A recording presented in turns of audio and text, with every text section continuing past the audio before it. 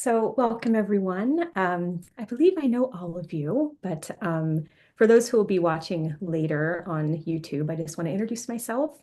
My name is Sarah. I am a Reiki practitioner, a therapeutic harpist, and a practitioner of Cha Dao, which is the way of tea, and that's way with a capital W. So the way of tea as a method of spiritual cultivation. Tonight, we're going to be sort of marrying cha dao, which is, you can see my tea set up here. We'll be drinking tea together, and I'll be discussing the third of the Reiki precepts, which is I will not worry. Um, in the other calls that I've held, I've gone through describing what Reiki is, what Cha Dao is. I'll give a brief overview. For those of you watching later, you can check out the other videos and to get that overview. I also wanted to share that I am a member of the Fire and Spirit Reiki Practitioners for Peace. And this is the gift that I bring to our group, which is bringing Cha Dao and Reiki together. Just as a quick overview, Reiki means spiritually guided life force energy. It was created by Mikao Usui in Japan in the 1920s. And it's a method, a healing modality for promoting relaxation and well-being. It's never harmful. Reiki can't harm, which is lovely. It's not a religion. And in Reiki, energy can be channeled through touch, by hovering over the body, and also shared distantly. It's a really lovely practice. I highly recommend if you're interested and you don't already practice to check it out. I studied with Anna Mendez, who's our moderator and leader in this group in levels 1 and 2. I also studied with Kathleen Prasad in her Let Animals Lead Reiki method. And welcome, Samuel. So we're going to be discussing in the Reiki precepts. The Reiki precepts are, I think of them as being guideposts for living. They are recited by Reiki practitioners typically at the beginning of the day and the end of the day. I think of them as bookends, bookends to the day, to wake up and recite the precepts, to set an intention for the day and how it's going to go, how we hope it will go, things to aspire to, and then reciting it at the end of the day just to strengthen that intention. And Mikao Usui's precepts go like this. Just for today, I will not anger. I will not worry. I will be grateful. I will do my work honestly, and I will be kind to myself and all beings. Really, really beautiful and lofty. It's typical, maybe not typical, but common for Reiki practitioners to sort of put their own spin on the precepts to make them more personally relatable. So I will share my version of the precepts. Just for today, I will choose patience over irritation. I will choose trust over fear. I will be grateful for my many blessings. I will do my work honestly and with integrity. And I will be kind and compassionate to myself and all beings. Those sit really well with my heart. And my version of I will not worry is I will choose trust over fear. I like the idea of choosing rather than saying I will not, that the I will not feels like a pushing against, where I will choose feels like an accepting or a drawing in. And when I was thinking about what to share when relating Cha Dao to the Reiki precept, I think this is sort of a tricky one because it's definitely not my place to say, do not worry. I'm not experiencing what each of you is experiencing in your life. It would be presumptuous of me to say, whatever's going on with you, let it go and don't worry. So what we're going to do today is play with the idea of metaphor. So we're going to obviously enjoy our tea together. I'll talk a little bit about this tea setup and this brewing method. We're also, along that note, we're going to be playing with the metaphor of the dandelion. I was outside earlier putting together this chashi or tea stage. And it's a practice that I recommend trying if you never have before. the idea of just laying down a pretty piece of fabric. It can be a tea towel, it can be a favorite scarf, just laying that down and setting the stage for sitting down and having meditative, mindful tea. Just a simple piece of fabric creates sacred space in a very simple way. And you can get as complex as you like. I have some favorite textiles here. This is a piece of antique linen and hemp that's, I think, 120 years old. This over here is a runner that I dyed with clay and then did all this stitching, mindful stitching over the course of a few months. And I think bringing meaning to the different pieces you use in your chashi will also make the ceremony more profound. So I'll go ahead and just talk a little bit about what I have set up here. In the prior two sessions that I've led, I talked about two different styles of brewing. And in this six-part series that I'm leading, we'll go through five different methods, and then we'll come back to the very first one that I shared with you in our final session, just to sort of complete the circle. So what I have here is a gaiwan. It is a lidded cup. It is made of porcelain. It's nice and light. And this is a really lovely way, a lovely and really accessible way of brewing lots of different types of teas. So I have some loose leaf tea here. And you can see it's quite a bit. So this gaiwan holds around 100 milliliters. And this is around, might be a little bit more, but around 5 grams weight of tea. So it's quite a lot of tea to put in a brewing vessel. But what's really nice about brewing in a gaiwan and brewing what we call gongfu style, gongfu means with skill. To brew gongfu style is multiple quick infusions of a tea. So the tea I have it's called a shangpuer. It comes packaged in a tea cake. Show you what that looks like. I have enjoyed quite a bit of this tea.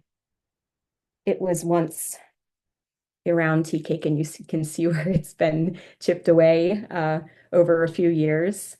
And these tea cakes are pressed this way, pried apart, and then brewed. This particular cake has a really nice springtime energy that I thought was a good fit for the change in the season. And I will just be, as we go through, you can watch what I'm doing as we brew tea together. You're welcome to drink your tea. You know, if you want to drink your tea now, if you've already started drinking your tea, that's just fine. If you're not drinking anything, that's also fine. You can be here and just enjoy the meditation and the music. But I will be, and you'll see this, I will be pouring from my kettle, pouring into my gaiwan, and then pouring off quick infusions. You'll also notice that I'm going to first rinse off the tea leaves. This is a practice I really like. It's just waking up the tea, washing away the, I guess you could say, the dust of the tea traveling so many miles to get here. It's a really lovely little practice. So that is sort of a very brief introduction to brewing in a gaiwan. It's spelled Gaiwan, if you're curious in trying your hand at gaiwan brewing. It's very, very accessible. You can brew all types of tea in it. The porcelain doesn't affect the flavor at all, and they're usually relatively inexpensive. So I highly recommend the gaiwan. It's a simple yet very useful brewing method. I wanted to talk a little bit about the rest of our evening together. We're going to be talking about the metaphor of our dandelion and how that relates to do not worry or choosing trust over fear. That'll take around 10 minutes, that guided meditation after a brief introduction about this metaphor. And then we're going to have 20 minutes of what I call sort of sacred time, a personal retreat, which is drinking the tea, together but apart as a group, but not in the same room, and reflecting on whatever you find most helpful. You can focus in on the aroma of your tea, the temperature of your cup.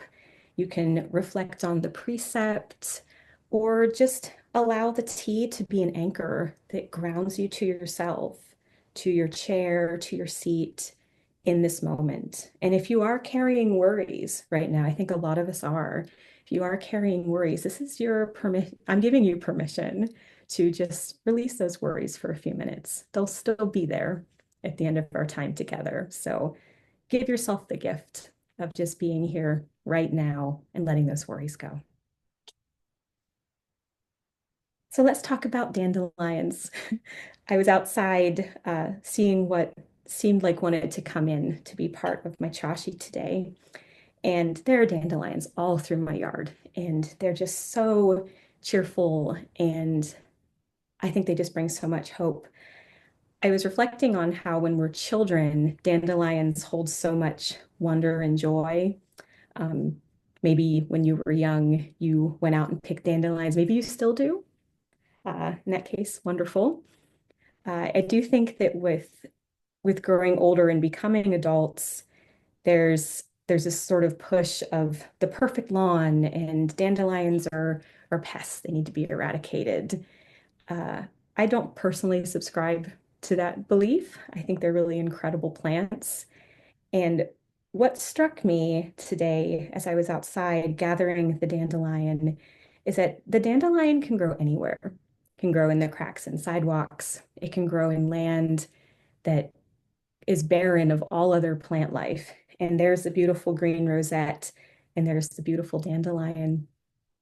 And the long taproot that a dandelion sends down into the soil helps to loosen compacted soil and bring nutrients deeper into the soil so different plants, additional plants can thrive. Dandelion does so much. So I was thinking with worry, it tends to live up here. Sometimes, we're in our heads, we have this worry. So the idea of do not worry feels almost um, insurmountable. How do we get to that place? I feel like looking at the dandelion and seeing how it thrives in the least hospitable of environments can be stepped on. People can, attempt to pull it, but that taproot is there, that strength is there, and the dandelion will keep growing. So I think that's a powerful metaphor for being in trying times and living with worry and anxiety. It's easy to think that we don't have the strength that we might feel like we have at other times when we're in the thick of it. It feels like that strength maybe isn't there. But I invite you to think about the dandelion having that taproot and that strength, and just experiment with how that feels to think about your own spiritual taproot, which is the strength that you build just by existing in this world and sharing your sunny your sunny light with the world like the dandelion does. It's there. No matter what's going on up here, you have that strength. I also chose some items here for the chashi in grounding colors. So we've got the browns, we've got tans, we have a piece of petrified wood here, a little pedestal for the dandelion.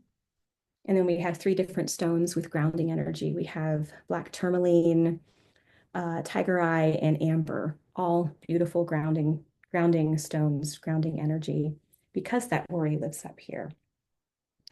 So when you're experiencing worry, maybe play with the idea of grounding into your body, feeling your feet on the ground, feeling how you're sitting in your seat, and just a sensation of bringing that energy from up here down. And that's what we're going to explore in our short guided meditation. So I invite you to get comfortable in your seat, whether you're in a chair, on the floor, wherever you are, wherever you're most comfortable. If you'd like to, you can lie down.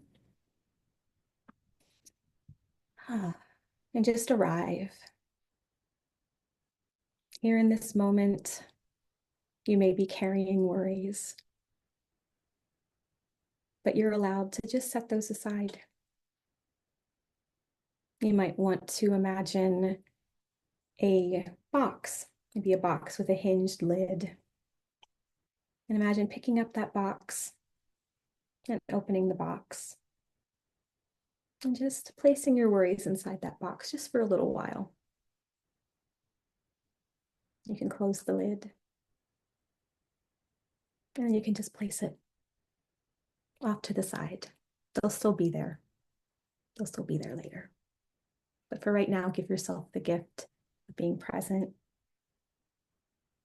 and experiencing or playing with the idea of being grounded in your body. Take a nice deep breath in and release it nice and slow.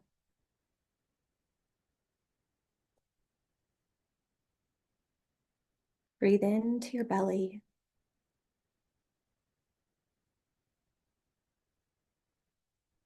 and then breathe out.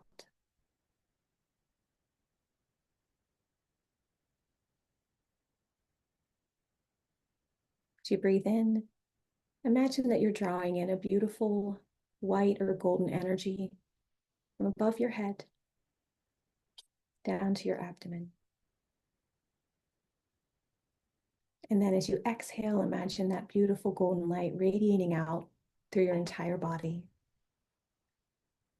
filling your body and going past your body and out into the universe, radiating beautiful light. Just go ahead for a few rounds at your own pace, breathing in that beautiful white or golden light, and then maybe pausing for a moment before exhaling and sending that light outward.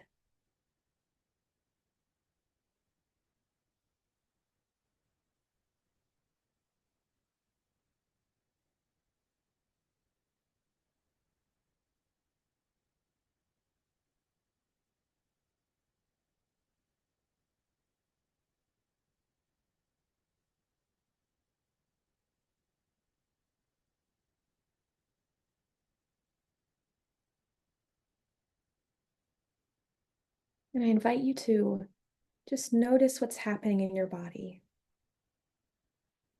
Do you feel your energy rising back up to that worried place where the energy, it might be up in your head. You might feel it sort of in your throat or in your heart space. And that energy may have a different color than that white or golden energy. It might feel darker. It might feel jagged.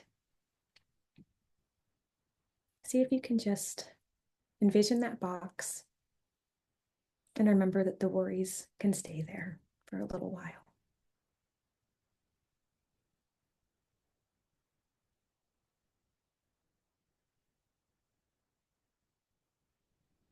And if you feel like that energy just keeps rising, you can even try just gently pressing your feet into the floor.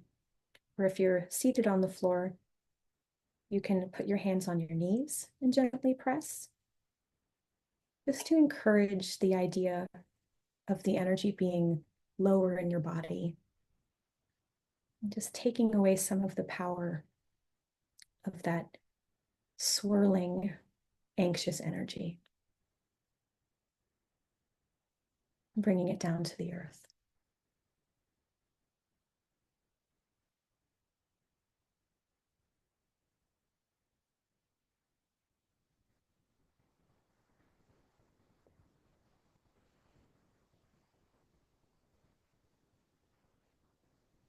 Next, we're going to play with the idea of bringing the warm dandelion energy into our bodies. If you'd like, you can place a hand on your heart or two hands. And now, just as before, I'm going to breathe in that healing light. And this time, breathe it into your heart space. Beautiful healing light. illuminating your heart, melting away any tension.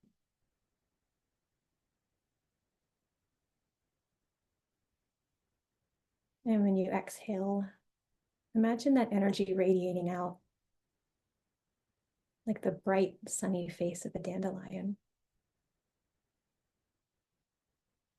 shining for all to see.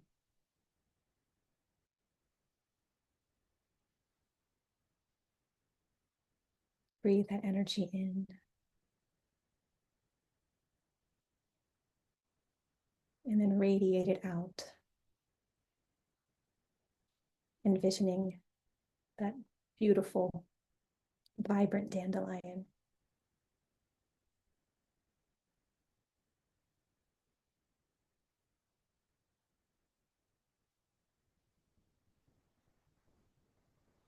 And continue along at your own pace for a few moments.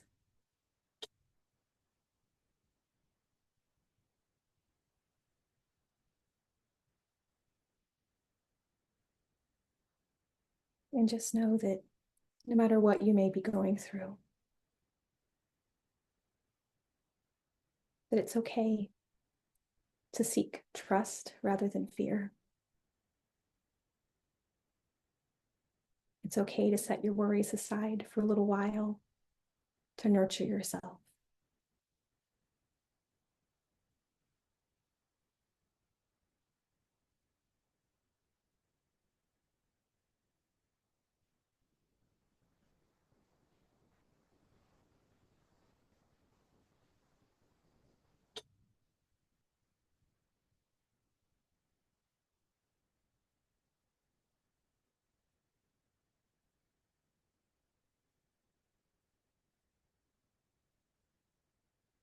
And next, if you'd like, you can hold your palms out in front of you, palms up.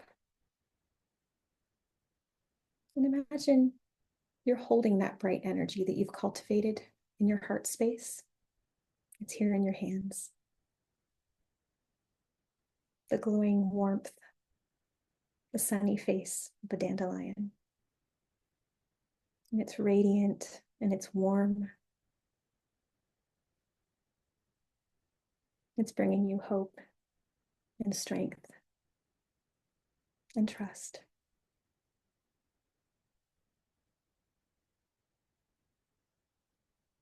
See if you can maybe play around with feeling warmth in your palms.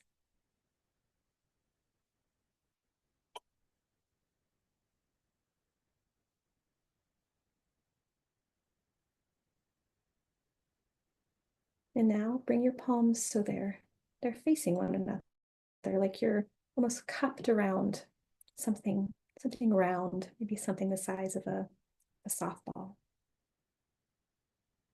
And you're cradling that beautiful energy that you've cultivated. Just letting it glow between your palms.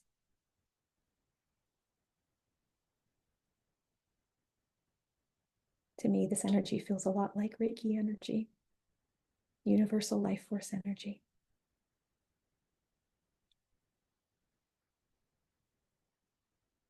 And next, on an inhale, bring your palms towards your heart. Bring that energy with them.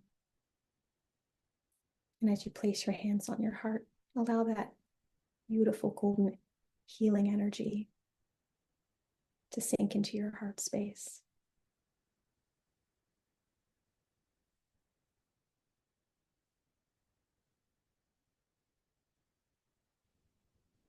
And just enjoy that feeling, the warmth, the hope.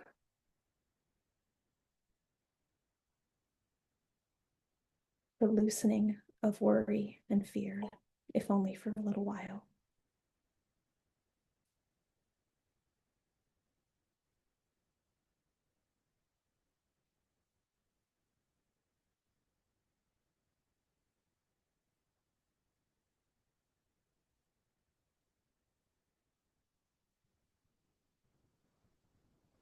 Another deep breath in and a slow, deep breath out.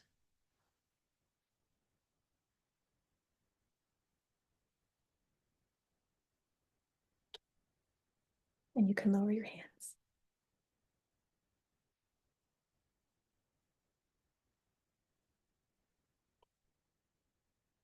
Now we'll move on to what I call the inner retreat, your personal time to sit with your tea and engage your senses, allowing the tea to be a peaceful, meditative anchor to this moment.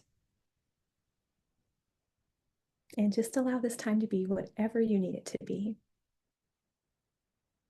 You can reflect on the precept, I will not worry, or I will choose trust over fear. You can explore the dandelion meditation if you like. You can sink into your tea more deeply, or you can find your own personal journey. It's all perfect. I'll put on some gentle music and mute my microphone. You're welcome to have your cameras on or off. If you'd like to have them on, we'll be connected through visual, but absolutely no pressure. So I'll put that music on and I will see you in 20 minutes. I hope this personal retreat is restful and healing for you.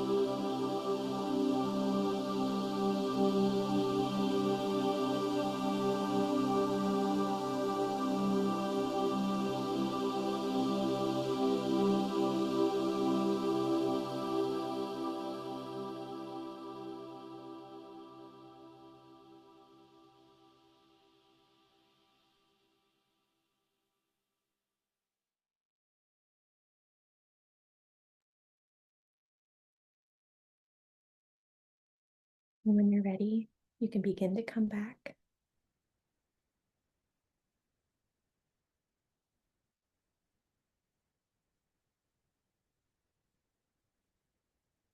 I invite you to bring your hands in prayer hands at your heart. Thank you so much for being here with me, for sharing this time.